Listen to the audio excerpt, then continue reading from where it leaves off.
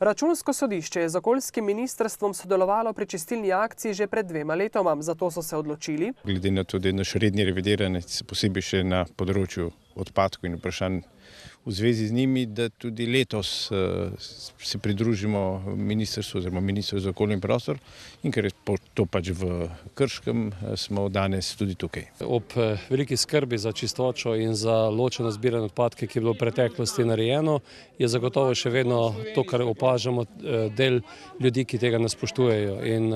upam, da je to res tako, kot smo v začetku dejali, zadnja akcija, da se bo tudi raven ozaveščenosti dvignila, hkrati pa da tudi skupaj s komunalnimi podjetji, skupaj z inšpekcijami tudi dorečemo, kaj še potrebno storiti, da se to več v prihodnje ne bo dogajalo. Ker je kršitelje pri samem dejanju težko zalotiti, pristojni inšpektorji težko ukrepajo. In v takšnih primerih potem, glede na to, da povzročitelja ni moč najti in ugotoviti, potem seveda lastnika zemljišča, ki pravzaprav ne poskrbi za nezakonito odlaganje odpadkov, inšpekcija